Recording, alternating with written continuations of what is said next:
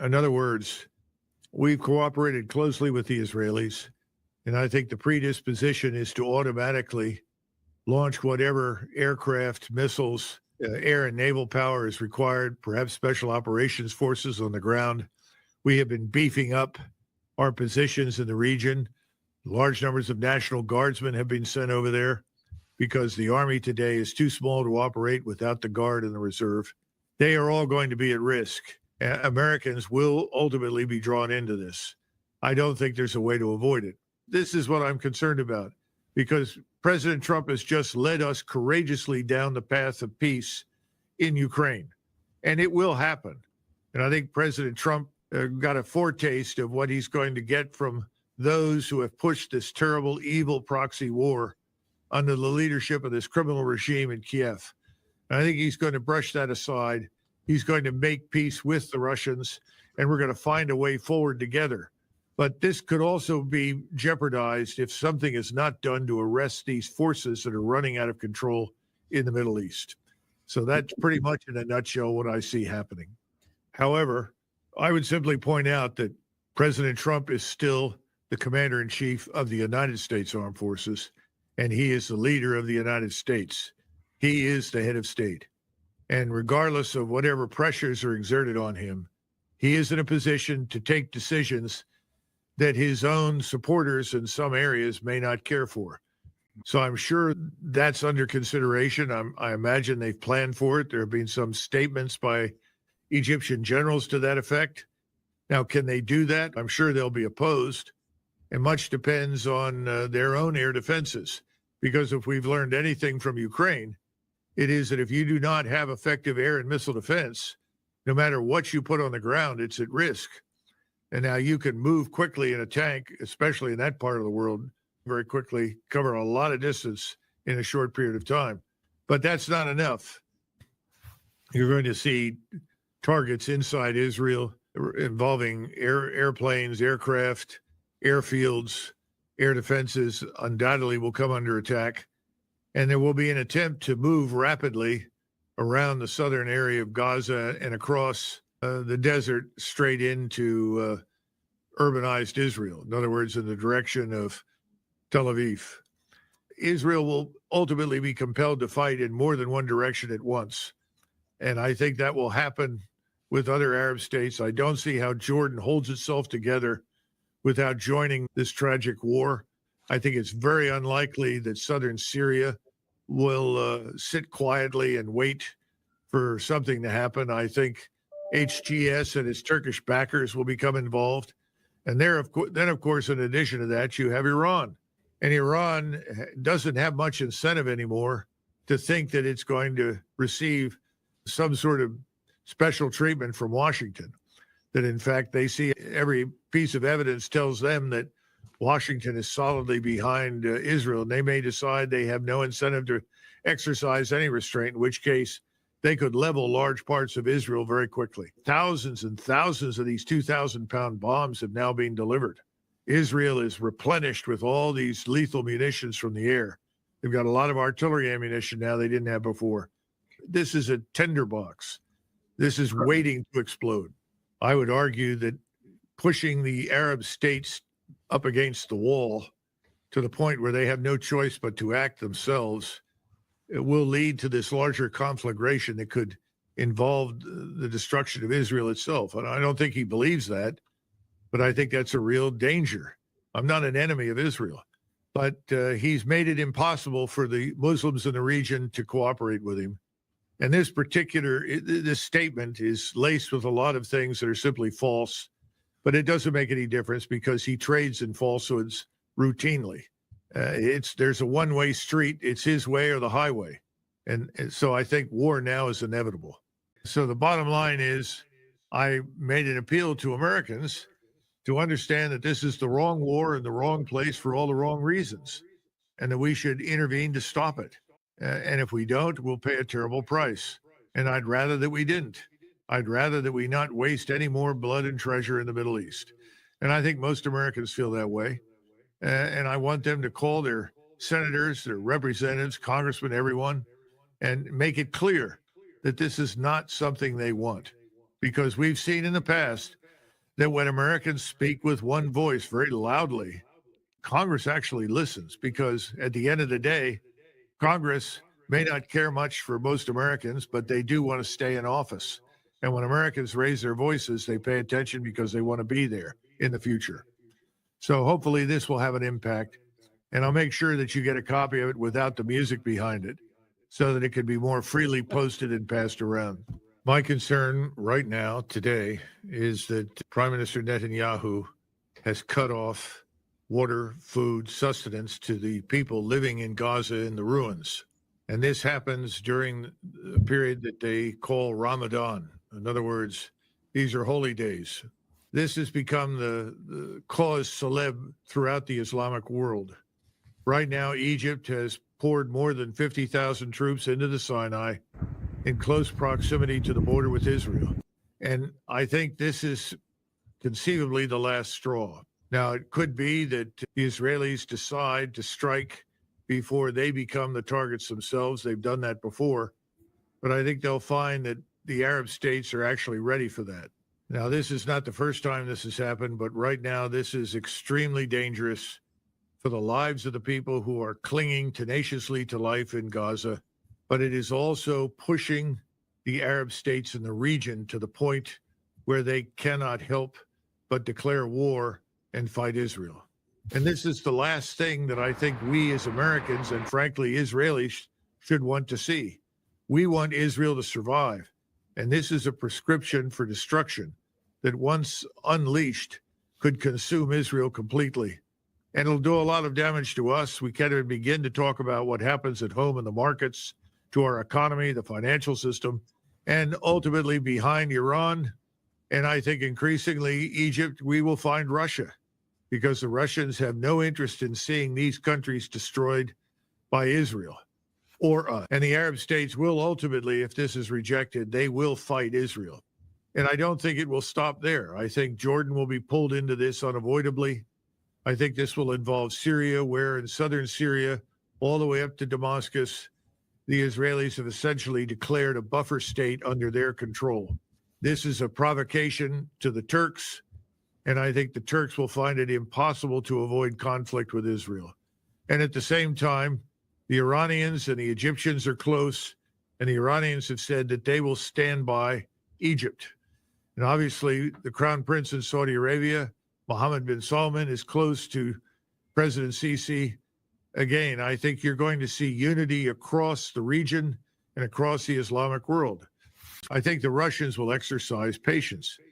And if the British and the French try to take the whole British army, which is what, roughly 75,000, and the whole French army, which is what, 120,000, and move it all to Western Ukraine, I don't think the French population or the British population will tolerate it. Remember, the Poles, this is Donald Tusk, who's not exactly a opponent of globalism in Poland, has already said the Poles will contribute nothing, no troops to anything in Western Ukraine. So if you can't get the Poles that have served effectively as a logistical forward operating base for NATO to join this, who are the British and the French kidding? They're kidding themselves, and they're making fools out of themselves. And if you look at Paris, that place is at a boil. It's only a question of when it boils over, and Macron and a lot of other people may be gone. The Russians aren't fools. They know that. The Starmer government in London, which is probably the leading contender for the stupidity award right now regarding Russia, has one foot in the grave. All right. I don't know how much longer Starmer's going to be there. In one way or another, they're always trying to sound like or behave like Churchill. And unfortunately, they forgot to point out that Churchill bankrupted Great Britain, reduced it to a second-rate power, and lost the British Empire. They better wake up. The future is not the past. And they've got to chart a new course, and they've got to listen to their own people. Exactly what Vice President Vance said. They're not listening to the people in England, Scotland, Ireland, and Wales, and the French leadership are not listening to the Frenchmen on the ground in France. It has to stop. We have to end this nonsense with NATO, and I think they will, because they know that they need Russian energy, and the Russians are quite anxious to do business with the Germans, which is an old relationship. We don't need to see that as a danger to us because it isn't. And I think the Germans have begun to figure it out. It'll take a little longer, but eventually they'll get there. But this man, Merz, is beginning to change his tune, thank goodness. But it may not be enough. He may only be there for 6 months or 8 months, and then you'll finally get a government that just tells the truth. These things take time. I think the Russians will exercise patience. Starmer is even more irrelevant and more diluted than Liz Truss ever was. Just imagine in Great Britain right now, where you have a lot of people that are living just above the poverty line that could crash right through and end up in poverty, especially if their treasury market, they call them gilts, collapses. It almost collapsed under Liz Truss. That's one of the reasons she was ushered out of the room. And she was talking about Thatcherism, which makes no sense and is totally irrelevant to Great Britain today. The other thing is, I was coming in here, I was handed a note by the boss, and he said, we've calculated that to fund the war in Ukraine, every family in America, every tax-paying citizen in America has to fork over $2,400 every year to the federal government. That's just Ukrainian aid. We haven't talked about the Middle East. We haven't talked about the wasteful spending on the Taiwan business. We haven't talked about any of that. Just think about that. If every taxpayer had to pay $2,400 every year to fund our support for Ukraine or the proxy war in Ukraine, how long would it last? And I'm sure the Russians understand that. We just need to move on down the road. President Trump needs to move forward, and the rest eventually will get on board of that. So this is the problem with central banking. Central banking and war, waging war go hand in hand. As long as you have a central bank that can create money from nothing, you're going to continue to see these wars. And that certainly is true in Great Britain, and I would argue everywhere. The second part is free speech. What's free speech? Free speech too often turns out to be something that the people in power can tolerate, not necessarily what everybody thinks. And the right of free expression simply doesn't exist right now. It's curtailed here. I hope it improves. But there's a lot of censorship. There are protected classes, things you can't say. This is all nonsense. It needs to go away. And I think President Trump has made it clear he wants to head in that direction. But the Europeans, at least the globalist leaders that we're dealing with right now, they're not on board with that. They've got to go away too. This war is over. He knows it. And the promises that the British and the French are making, as Dan pointed out, are meaningless nonsense. So the real issue today is, when will someone stand up and say, thank you, Mr. Zelensky, for your interest in Ukraine's national defense. Goodbye. I think that's coming. I think we're seeing peace gradually return to Europe. And I think we've seen the beginning of the end of this insane and stupid and unnecessary war in Ukraine. Why else would President Trump have agreed to meet with this man in the Oval Office? He had the vice president there, the Secretary of State. And I think the expectation was that, yes, we've agreed to an end to the conflict. We're going to work out the details. And once those are worked out, we will move forward with many forms of economic cooperation. Thank you very much, President Trump, for meeting with me. End of discussion. That's what was supposed to happen. Obviously, it didn't. I don't know who set up this meeting, but if I were the president, I would replace them, simply because meetings like this between heads of state, particularly in a contentious environment, have to be harmonious gatherings. So you put it all together. President Trump is leading in the right direction, but he needs to make sure that something this ridiculous never happens again in the Oval Office. So I'm a little astonished that this was allowed to happen at all. And I think the third point is that President or Vice President Vance is right. He had spoken at the Munich Security Council or conference and made the point that the leaders in Europe, the leadership class, this globalist leadership class, is out of touch with their own population. The populations in Europe overwhelmingly are opposed to war with Russia. That includes Poland, Germany, France. No one supports the idea of sending thousands of troops to Ukraine to fight the Russians. So it's a little ludicrous and stupid for them to take this position. In other words, you meet with someone in the Oval Office to discuss something, and then you expect that there will be some sort of outcome, some agreement. If there's not going to be an agreement and the sides are that widely apart, then there's no reason under any circumstances for anything to happen in the Oval Office. But remember that Zelensky also went to a briefing that included people like Kellogg and Lindsey Graham and other who I think probably encouraged him to be ridiculous. And I thought it was interesting that within an hour or so of the meeting, Lindsey Graham was running around to distance himself from the disaster. But I rather suspect that Lindsey Graham and General Kellogg both had a hand in the disaster. I know President Trump. Look at President Trump. He's always handsomely dressed. So are the people that work in his immediate areas. This is nonsense. He just needs to make that rule clear and concise. No more clown shows in clown uniforms. This needs to go away.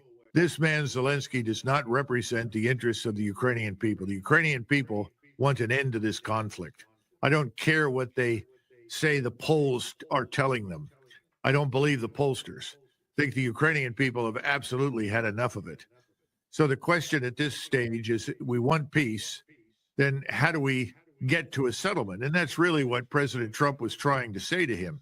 But the idea that we should have any economic agreement in place ahead of time is just irrational. And Besament is spot on.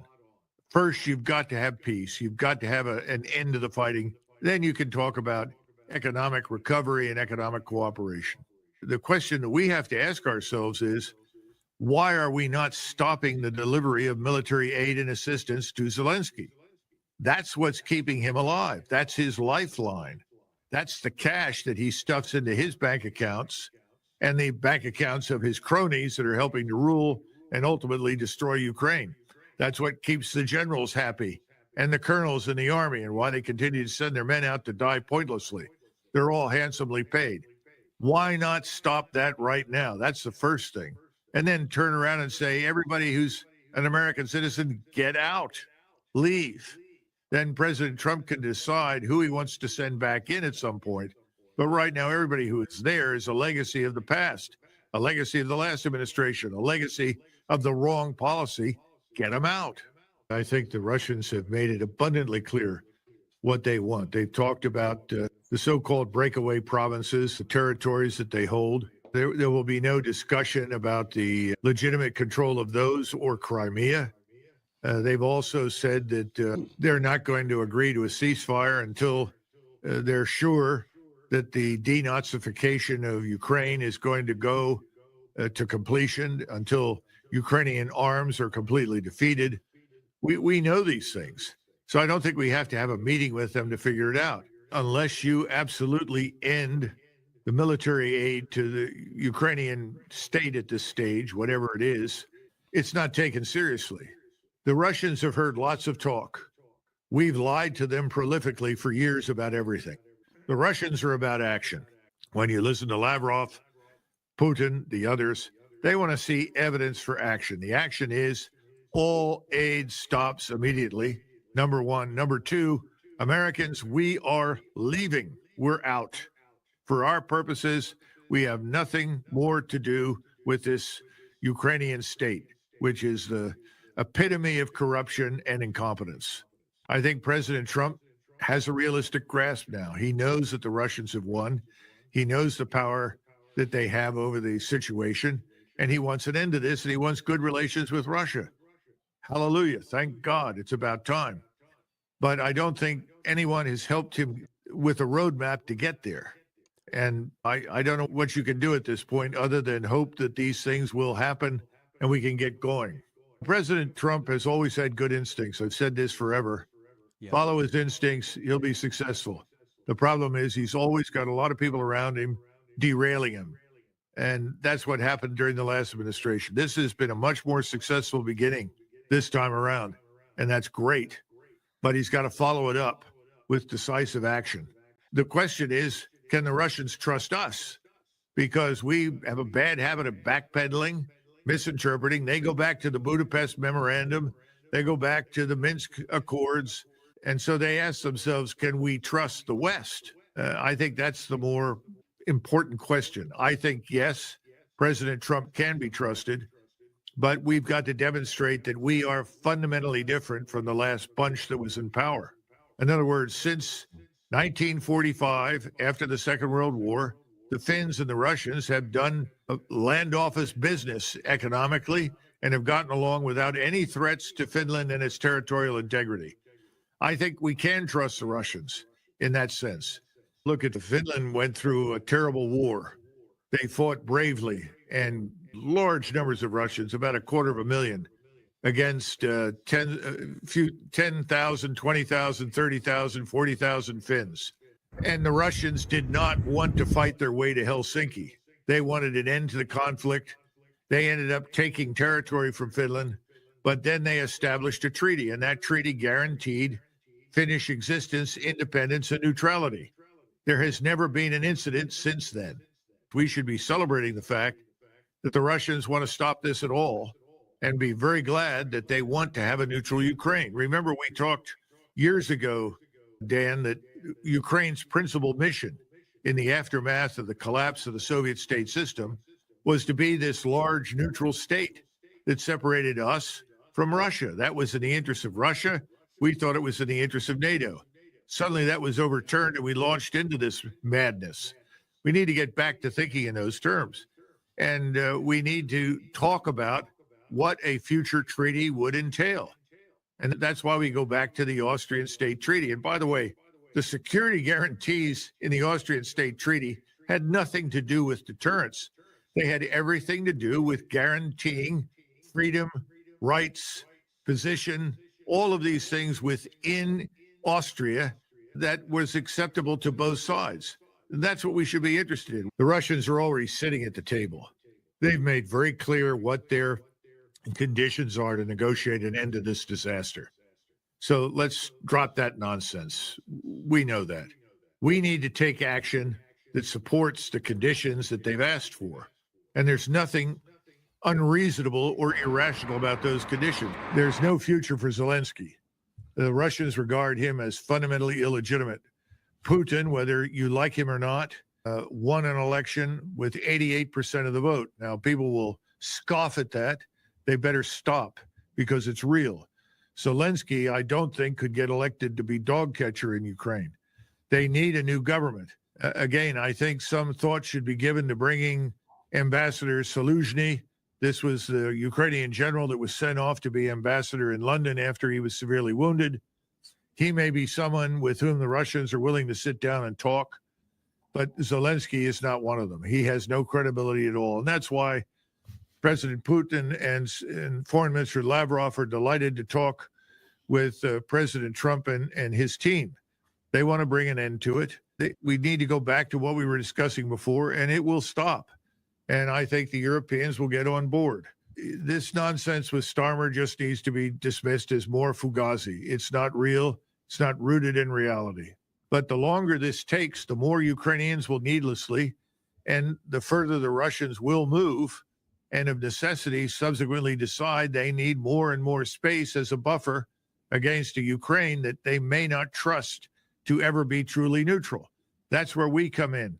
We have to be the ones that make it abundantly clear that Ukraine will be neutral, and we can do that. Eisenhower did that for Austria. Trump can do that for Ukraine. And I've been saying that for the last couple of years. And the Russians have made these terms very clear. They're not unreasonable, in my judgment, by any stretch of the imagination.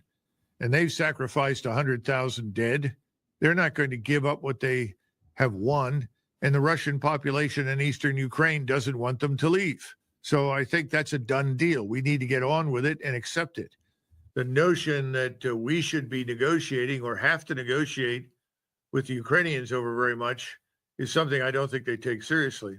The Russians regard us as the ones who are in charge, and rightly, we're the ones that have provided the vast majority of support, of equipment, of information, intelligence.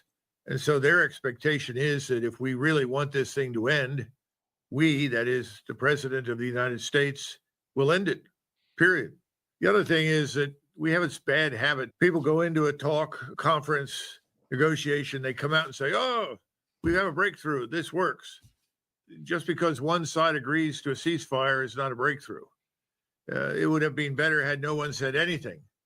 and then let Washington's delegation present the outcome to the Russians and find whether or not this is acceptable to them. Now, I don't think it is. I don't think it's going to be. And they have continually resisted the notion of accepting a ceasefire. So I don't know what the expectation is at this stage. It seems as though we're drilling a dry hole, to put it bluntly.